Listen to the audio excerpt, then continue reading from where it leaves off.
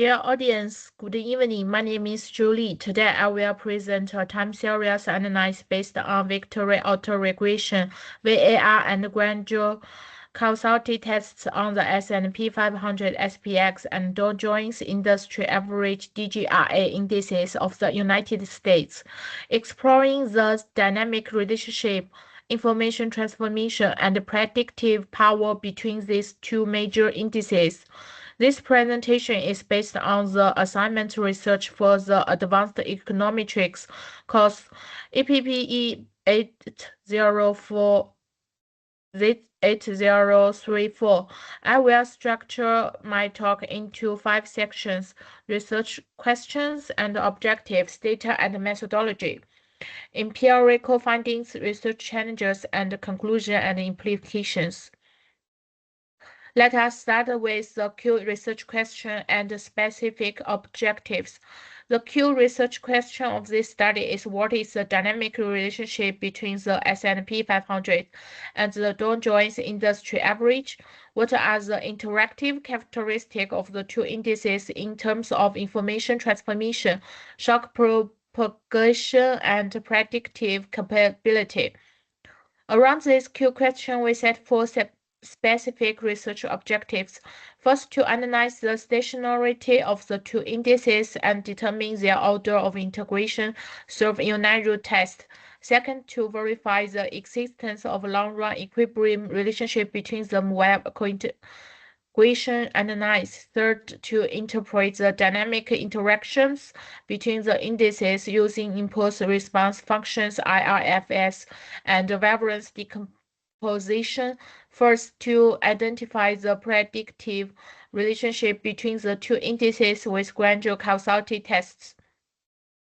The research variables are the natural logarithm of the S&P 500 index, known as SPX, and the Dow Jones index, known DGRA. SPX covers 500 large-cap U.S. stocks and is a broad market representative, while DGRA consists of 30 blue-chip stocks and is a price-weighted benchmark index. This study adopts 4 key methodological frameworks: VAR model, Granger co-integration test, Granger causality test, and impulse response analysis, forming a complete econometric analysis.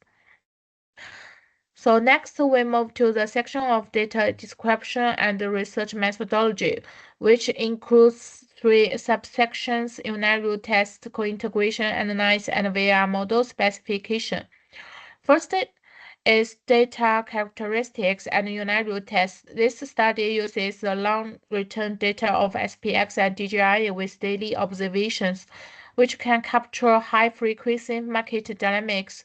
The natural logarithm is applied to the original data to achieve variance stabilization and improve the relationality of the analysis. The ADF test is employed for unit testing, which is carried out in 3 steps. First, conduct the ADF test on the level series I0. If the series is non-stationary, apply first differencing I1. Finally, retest the stationarity of the difference series. The test results show that the ADF statistics of the level series of SPX and DGRA are 1.209 and 1.291 respectively, both insignificantly, indicating that the original series are non-stationary. After first differencing, the ADF statistics of the two series are negative 81.489 and negative 81.384 respectively, highly significant at the 1% significance level, proving the difference series are stationary.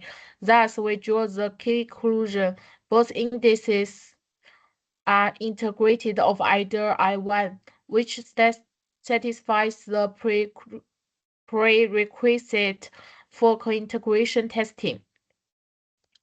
Second is co-integration analysis. The study uses the residue-based Granger's two-step method to test whether a long-run equilibrium relationship exists between the two non-stationary indices. The first step is to estimate the co-integrating regression equation. The second step is to extract the residue series. And the third step is to conduct the ADF test on the residues. The result of the co-integrating regressions is log SPX equal 1.031 multiply log DGRA minus 2.483. The t-statistics and p-values of the equation are highly significant. The adjustment R squared reaches 0.979 and the F statistics is too big, indicating an excellent fitting effect of the equation. We then define the residue series as RT equal log SPX minus 1.031 multiply log DGIA plus 2.483 and conduct the ADF test on it. The results show that the ADF statistics of the residues is negative 69.384, which is smaller than the 5% critical value of negative 2.862, rejecting the null hypothesis of unite root and indicating that the residue series is stationary. Based on this, we draw on the conclusion that the economic interpretation, the two indices are co-integrated of order 1, with a stable long-run equilibrium relationship. The long-run elasticity is 1.03, meaning that a percentage increase in DGRA will drive a 1.03% increase in SPX in the same direction, reflecting the market signal driving effect of DGIA on SPX. Finally is the specification of the VAR model. We construct a two variable VAR system with log SPX and log DGI as endogenous variables. This model does not require imposing a priori structural restrictions and can accurately capture the dynamic interdependence between variables. The general form of VRP is YT equals C plus sum up I equal 1 to P AIYTI plus IRT, where YT is a clonal vector composed of log SPX and log DGRA. For Lex auto selection, we comprehensively adopt 5 information criteria LRFPE, AICIC, and HQ.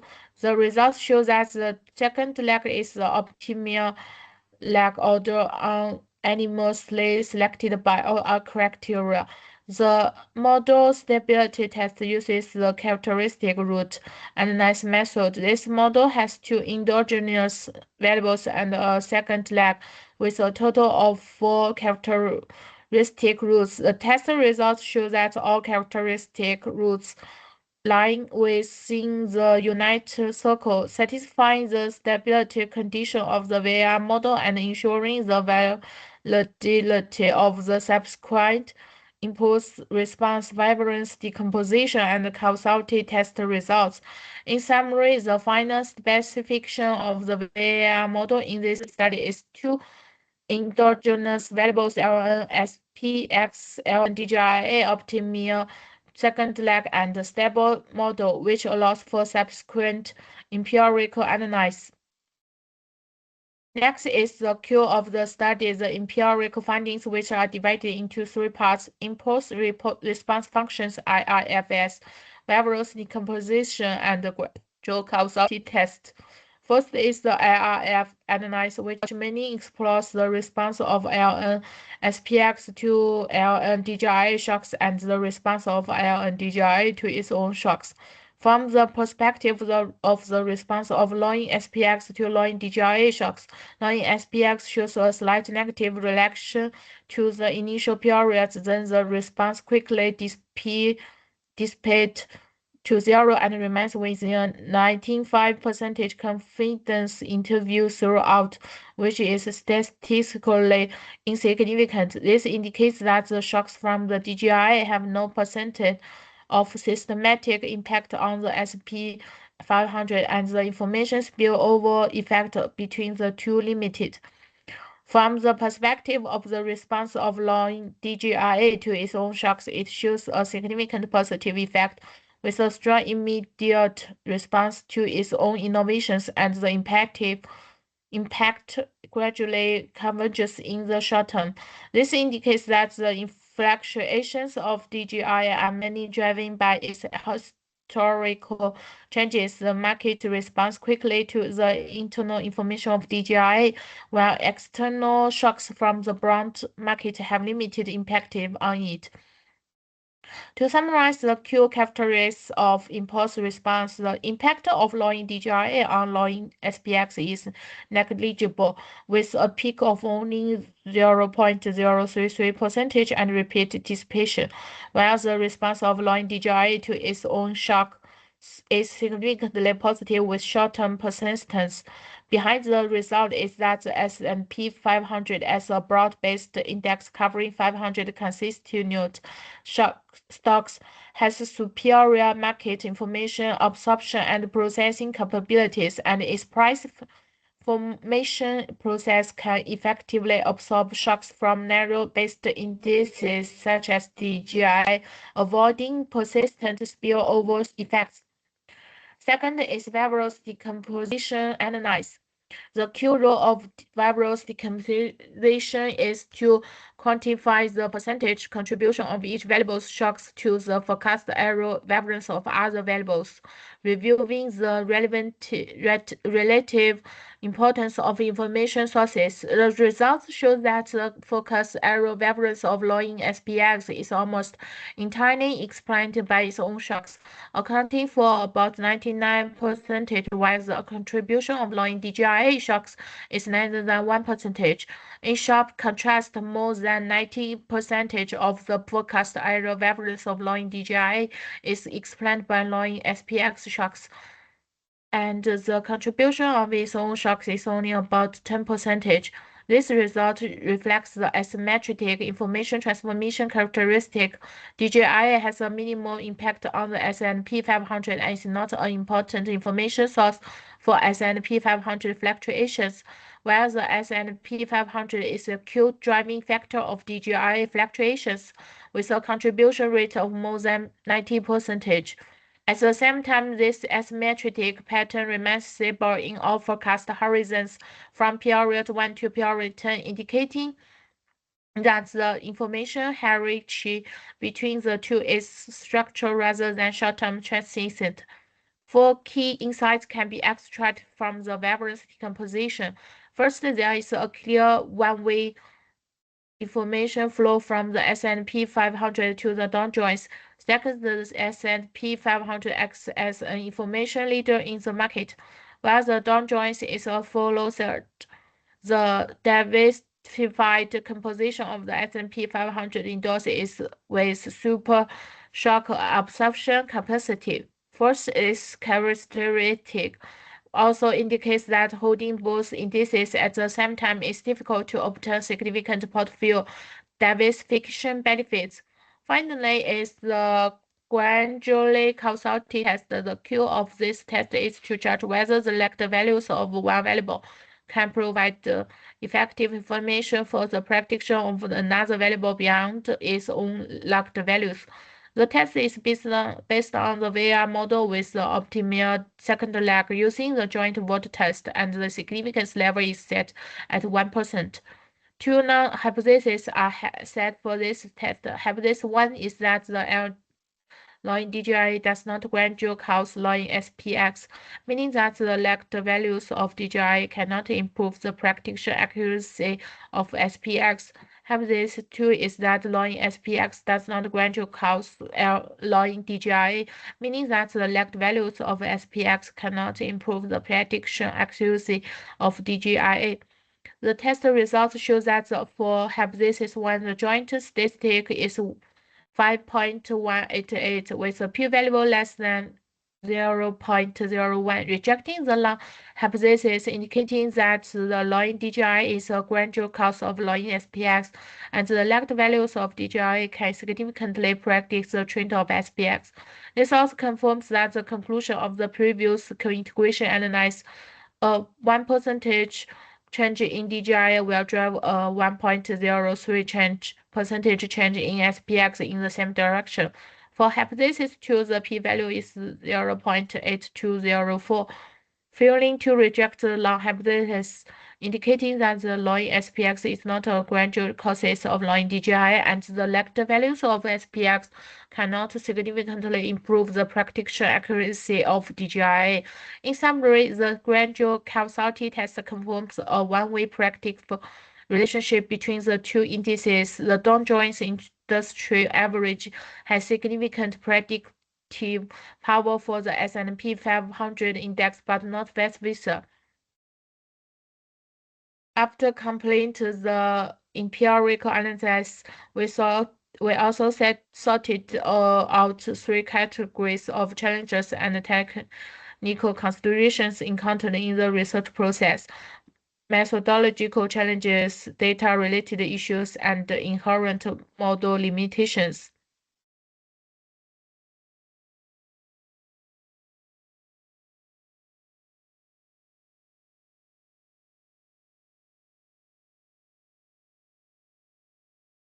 First is methodology challenges, many reflected in three aspects. First, lag order selection. Different information criteria may given different optimal lag orders, requiring careful trade-off analysis between model fit and parsimony. Second, model stability verification. All characteristic rules must lie within the unit circle to ensure the validity of impulse response analysis, which requires detailed numerical verification. Third, economic interpretation of asymmetric response is necessary to start from the market microstructure and information flow mechanism to make the interpretation of asymmetric impulse responses have economic significance rather than just statistical results. Second is data-related considerations. The data set of this study has two key problems. First, the two indices are highly correlated, both representing the U.S. stock market, and the high correlation increases the difficulty of independent analysis and may cause multi-collinearity problems in regression analysis. Second, the inherent volatility, clustering, and heterogeneity characteristics of financial time series, which cannot be directly depicted by the standard VAR model and may have a certain impact on the validity of inference results. Finally, is the inherent limitation of the models. The gradual co-integration test used in the study is a single equation method that cannot detect multiple co-integrating vectors. If there is a multi-variable co-integration relationship, the Johnson co-integration method is more suitable. At the same time, the VAR model constructed in the study is reduced for models that cannot identify structural shocks. Additionally, theoretical restrictions are required for structural interpretation. These limitations also point out the improvement directions for future research. So next are the key implications and conclusions of this study. The implication mainly focus on two mentions: portfolio management and market efficiency, and the conclusions refine the key findings of the research. First, the implications for portfolio management, mainly 3 points. One, limited diversification benefits. The high correlation and asymmetric information transformation mechanism between the two indices make it impossible to significantly reduce systematic risk by including both in the portfolio, and it is difficult to obtain ideal diversification benefits. Two, optimization of market benchmark and assessed The S&P 500 occupies a dominant position in price discovery, making it more suitable as the Q allocation or benchmark index for U.S. stock market investment, while the Dow Jones Index is more suitable as a supplementary or stylized allocation. So, three, design of dynamic hedging strategies. When constructing hedging strategies based on the Dow Jones Index, investors should focus on the volatility and shocks of the S&P 500 rather than relying solely on the information of the Dow Jones Index itself. Second is the assessment conclusion of market efficiency. In terms of information efficiency, the S&P 500 has better information absorption capacity, can absorb market information more quickly and comprehensively. Its price adjustment process reflects higher informational efficiency and the diversified continued stock structure is the key reason for its excellent shock processing capacity. In terms of time discovery, the Dow Jones Index has information processing lags. Its print is mainly guided by the S&P 500. Lags in both the speed and the breadth of information reflections and acts as a follower rather than a leader in price discovery. Overall, the information transformation mechanism of the U.S. stock market is generally effective, but different indices play significantly different roles in the information process and price discovery, which stems from the composition and coverage of the index constituent stocks.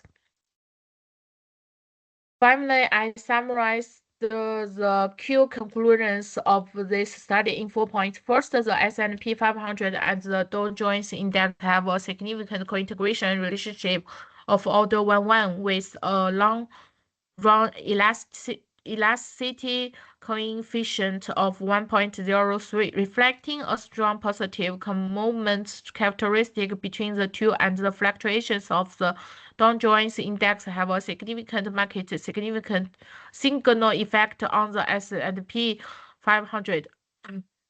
Second, there is a clear one-way information flow between the two. Both variance decomposition and Granger causality test confirm that information is mainly transformed from the S&P 500 to the Dow Jones Index, and the reserve transformation effect is almost negligible.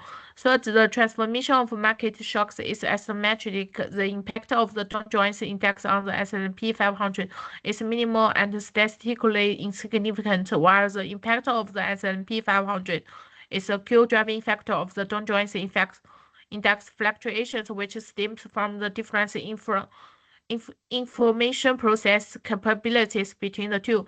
First, the S&P 500 occupies the key position of information leader and price discover benchmark in the U.S. stock market, while the Dow Jones Index is a follower. This conclusion provides a clear empirical basis for investors' asset allocation and risk management.